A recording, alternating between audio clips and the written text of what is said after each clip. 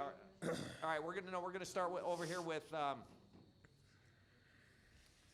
Bill Rabinowitz, Columbus Dispatch. Thank you, Jerry. I win. Thank you, Will. Will, you said after last week, obviously it was a huge win, but you said it's probably your worst game as a Buckeye. How do you feel about the way you played today? Look, mistake-free. It looked like you were in control. I mean, is this kind of the way you want to be?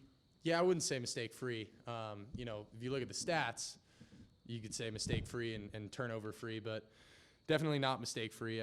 There's probably 5 or 6 plays I'd like to have back. Kind of underthrew Carnell on that one. Lost my footing a couple times.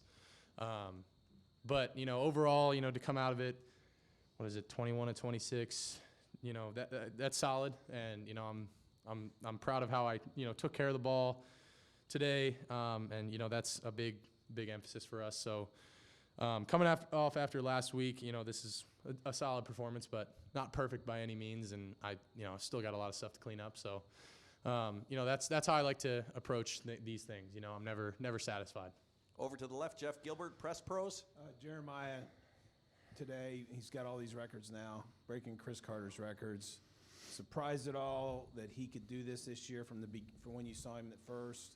How do you feel for him? And obviously everybody knows he's got a huge. Yeah, I'm not surprised in the slightest, man. He's, as a freshman, I think he's, if not the one of, I think he's the best receiver in the country. I think we have the 3 best receivers in the country on our team. I'm biased, but I'm lucky, man. To have guys like that, doing what they're doing. I knew Jeremiah was going to be special, from the first time I met him, and he's just continued to get better and better, and he's a great kid, and I'm really happy for him getting that record today.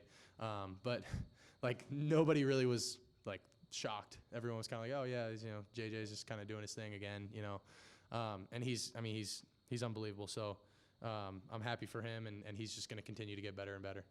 Over to the right, Tim May, Letterman Row. Yeah, following up on that, Will, what sets him apart? Is it his reliability? Is it his accountability to be in the right place at the right time most of the time? You understand what I'm saying? Mm-hmm. He's a freshman out there playing like an upperclassman. I think it's the way he carries himself. He runs unbelievable routes. He's one of the fastest guys on our team. He's physical. But I think one of the biggest things about him is how he carries himself, and just I know Coach Kelly said it a couple weeks ago, but you couldn't tell he's an 18-year-old kid out there. He just looks like a vet. It looks like he's been doing it for a long time. And does he have freshman moments? Of course everybody does. But overall, if you look at he doesn't have missed assignments. He's always kind of where he needs to be. He knows what's going on, and for a freshman to step into an offense like this, of this caliber, and to not skip a step, and to know what he's doing all the time, that's special, and that's, I think, what really separates him from the rest of the pack. Over to the left, Cameron Teague Robinson, the Athletic. Will, I know against Penn State you had 12 carries. Today you had 9. I know 3 of those came in the red zone, but for you, in terms of running in the read game, is that a conscious effort from the coaching staff telling you to pull this more, or is that you just understanding and reading more than maybe you were earlier in the year? Yeah, I don't think it's really anything like I don't think coming into this game we were expecting me to run that much. It's kind of just built in, and it's hey, if the DN crashes, then I'm going to pull the ball. Obviously in the red zone, my feet, it becomes a little bit more importance. I'm going to get new cleats, by the way. So just so you guys know, I'm slipping way too much, and I look way too unathletic at times. I'm going to get new cleats next week, and yeah, we'll fix that. It won't be happening anymore. Over to the right, Dylan Davis, Delaware Gazette. Well, I know you can't try to do this, but I think 8 different receivers had a catch today. Does it feel better after a win when you've been able to spread the ball around like that and get a lot of guys involved? Oh yeah, in the game? That means that we got everybody's clicking, man. And when you get 8 guys involved, that's huge. That means that the twos are ready, to step in when they have to, and that means the ones we can, those first guys can come out and take a break if they need it, and it fires me up. That's a good sign. That means that everybody's locked in. Everybody's, there's really not much drop off, and from the ones to the twos, and that's crazy to say when I just said that our 3 starters are the best in the country. To say that our backups isn't a huge fall off it's saying something.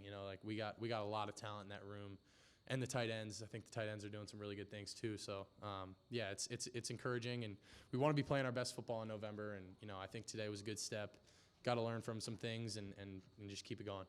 Over to the left, Doug Maurice, Kings of the North. Will, could you take us through the touchdown to G. Scott maybe a little bit? He said he got held up a little bit on the release. And was Jeremiah your first read there? And then what do you and the line have to do to let that play develop? Yeah, so it's really just a kind of a reverse throwback, and we have the running back gets out on a little wheel route, and that was kind of how we ran it this week. And then G's kind of bluffing, and he's working through the line, acting like he's blocking and getting out. And that's usually what pops open on that play. They ran with the running back. They saw that. And then, I just kind of had to be patient and wait.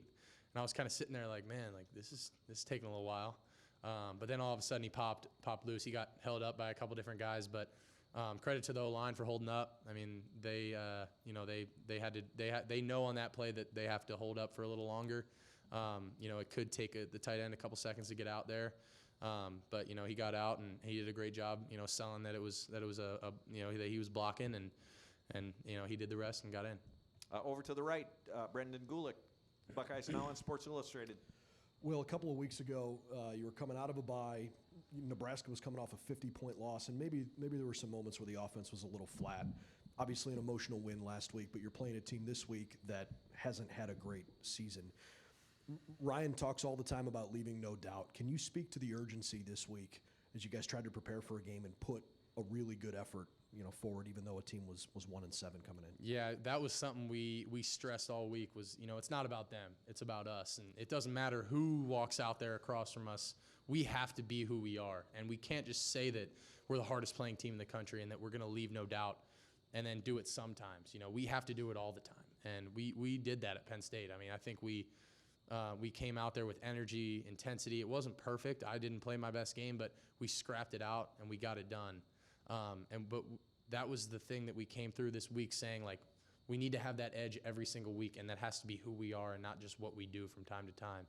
And, I think Purdue is a better football team than their record indicates. I don't think that they're a 1-8 football team. I really do believe that. I think that they do some good things.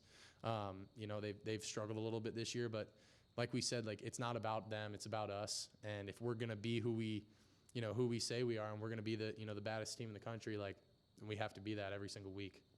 Final two questions. Andy Backstrom, Letterman Row. Yeah, Will, when you have Q and Trey on the field together at once, what kind of bind is that putting the defense in, and just what's it like when you see both those guys out there? It makes it hard on those guys, man. It's I think that's one of the first times we've done that this year, but it fires me up. It's good to have those two on this field at the same time, and you don't know who the ball's going to, and then you put that with all the other playmakers we got out there. You can do a lot of different things with it, and it allows you to be multiple in what we do, and fake it to Q, give it to Trey, stuff like that. It makes it fun. And last question, Spencer Holbrook, Letterman Row. Will, after the Oregon game and into Nebraska, you guys were trying new offensive line stuff, and then obviously Zen goes down. Hindsight, now you can look back. How's your internal clock right now and getting comfortable behind this offensive line that now has played 2 games together, in front of you, things like that? Just your internal clock and how that's been for you as not having Josh anymore. Yeah, I don't think it's changed at all. Like, it really hasn't skipped a beat. And, I think they took some flack after that Nebraska game. And, obviously it was sad to see what happened to Zen. But, Carson comes in and does a hell of a job against Penn State. And today I think he played a hell of a game again. So really my internal clock hasn't changed. Like, that's not something I'm thinking about. Like, I'm not like, oh, shoot, like, that's Donnie out there, not Jim. Like, I'm not worried about that at all. Like, I have the utmost confidence in those guys. And there were a couple times today where I, like on that 2-minute drive, I cannot take that sack there. I got to throw that ball away. And then the other one where I just freaking fell on my face in the backfield, like, that's on me. I took 2 sacks that probably they should not have counted as sacks for those guys. And I feel bad for them because it goes on their record, but I'll get them back. Will, thank you very much. Appreciate you guys. Go Bucks.